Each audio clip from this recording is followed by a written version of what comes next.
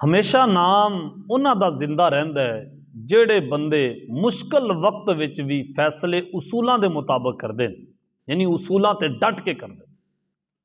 अल्लाह ताला ने कुरान पाक दे विच भी यही हुक्म फरमाया है कि तुसी कोई फैसला करो इंसाफ नाल करो।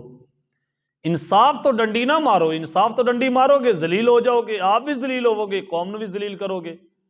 हमेशा तो कौम बर्बाद हुंदी है उत्तों अन्नास वाला दीन मलूक, इन लोग बादशाहां दी पैरोकारी करदे, लोग बादशाहां दे दीन ते चलदे। अगर कोई बादशाह कोई हुक्मरान वो दो नंबर हो जाएगा, बददयानत हो जाएगा, तो फिर वो तो बददयानती शुरू होएगी, थल्ले वाले लोग मजबूर हो जाए। बादशाह कहता है भी तुसी जिन्ने उनके वजीर ने उन्होंने आंदा भी मैनू लिया के खुआओ, मेरा खजाना भरो। फिर वजीर आपदे थल्ले वालों मां तहता आंदे ने, अगो वो आंदे ने, अगो वो थल्ले वर्करां तक फिर यही निजाम चल जाता है भी लई आओ तो खाधी आओ तो सानू दिती आओ। जे अगर हुक्मरान उत्तों बिल्कुल साफ हो जाए और कोई भी बददयानत बंदा पकड़िया जाए, करप्शन वाला पकड़िया जाए और हुक्मरान बगैर रियायत की तो उन्होंने टंग देवे ना, तो फिर हुंदा की है, फिर अमन आ जाता। फिर तारीख दे विच उहदे इन्हां मुश्किल फैसलियां दा नाल उहदा फिर एक नाम सोने दे पानी नाल लिखा जाता। तारीख फिर ऐसे नाम याद रखदी। कुछ लोग ऐसे तारीख चाहते हैं जिहड़े आए तो चले गए, आए तो चले गए। एक बादशाह गुजरिया मुसलमाना दे अंदर जिदा नाम तारीख ने बड़ा नाम याद रखा है और तारीख अज भी उन्होंने नहीं भुल रही। तारीख दे अंदर उहदा बड़ा नाम है और इंसाफ उहदा ऐसा कमाल दा इंसाफ। पहले उहदी गल सुनो, कैसा उहदा इंसाफ सी।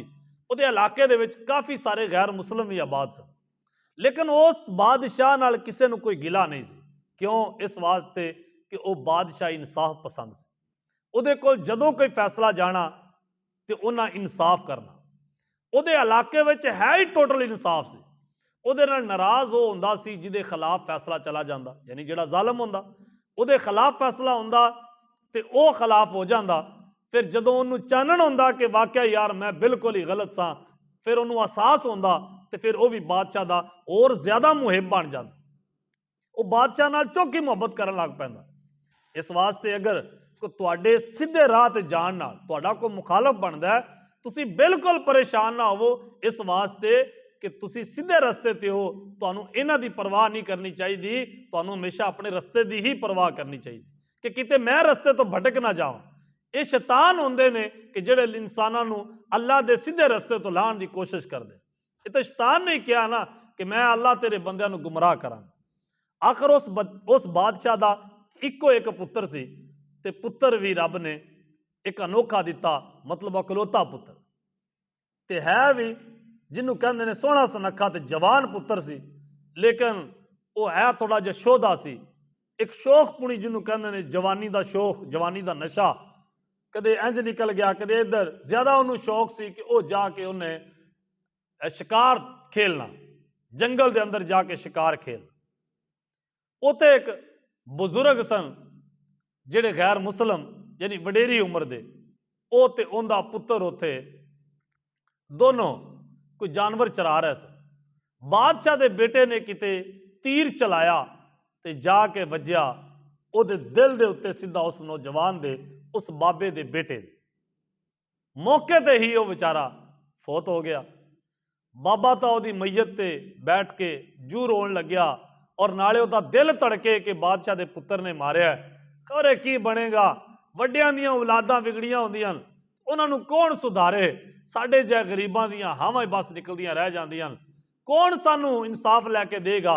आखिर किसी ने उन्होंने कान च पाई भी बादशाह इंसाफ वाला है, नाले मुसलमाना का बंदा है, ये मुसलमान बादशाह है, कोई काफर बादशाह नहीं। ये भी नाल याद रखना सजना, अल्लाह ने कुरान च फरमाया वल काफिरूना हुमुज़ ज़ालिमून, जेड़े काफर ने ना वो जालम ने।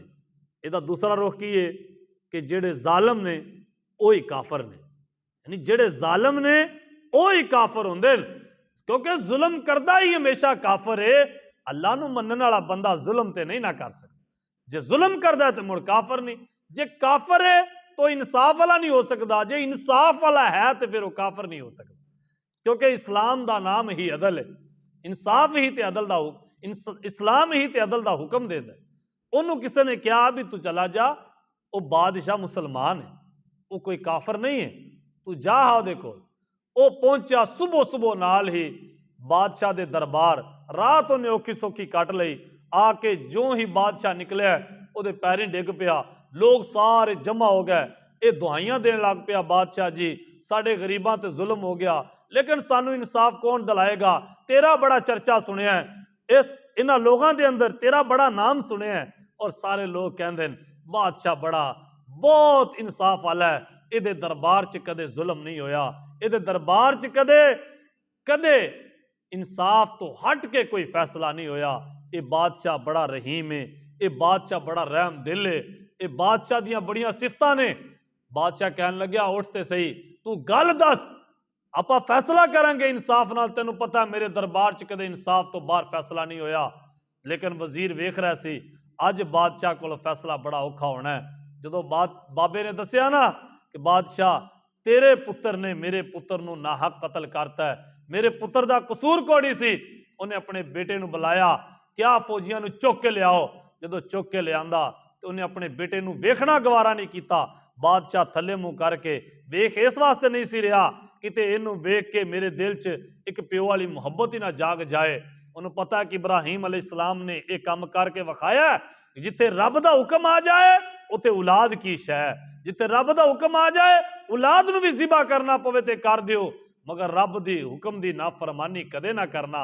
ये बादशाह नू याद सी वो वाकया उन्हें पढ़िया सी कुरान च कि अल्लाह दा हुक्म आया, इब्राहिम अलैहिस्सलाम ने इकलौता पुत्र उन्होंने लटा के उत्ते छुरी रख दी गर्दन दे। फरमाया मैनू प्यारा है ते रब दा हुक्म, औलाद भावें लख दर्जे प्यारी है लेकिन औलाद की खातर रब दियां नाफरमानियां तो नहीं ना हो सकदियां। उस बादशाह ने, उस नेक बख्त बादशाह ने पूछया क्यों तू वाकया इनू कतल किया? उन्हें कहा जी हाँ जी, तीर मेरे को चलिया जाके उसकी छाती ते वजया तो कहता मैनू माफ कर दियो। बादशाह ने कहा ना, जो फैसला होएगा जिवें आ बाबा कहेगा उवें फैसला होएगा।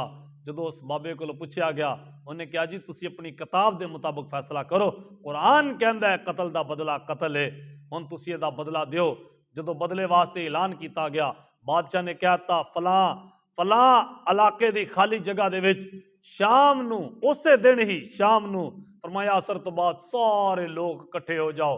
जो सारे लोग इकट्ठे हो गए उत्थे जमा हो गए, उदों बादशाह ने कहा लोगों सुन लो, जिहड़ा जुल्म करेगा चाहे मेरा बेटा होए या कोई बेगाना होए उहदे ते इंसाफ ही किया जाएगा, उहदा बदला लिया जाएगा।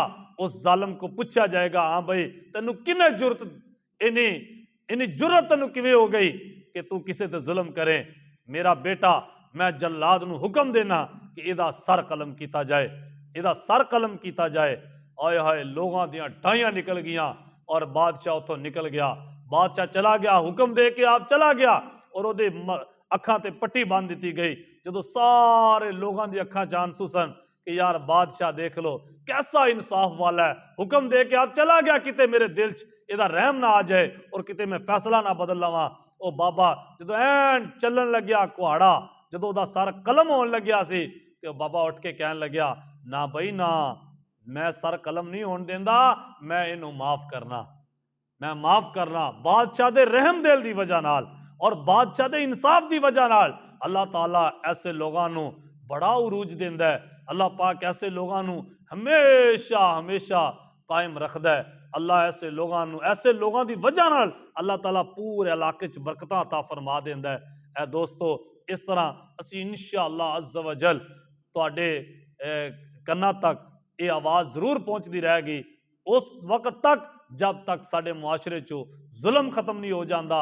अल्लाह ताला सानू सही मायने दे अंदर नबी करीम सल्लल्लाहु अलैहि वसल्लम दी फरमा बरदारी नसीब फरमाए।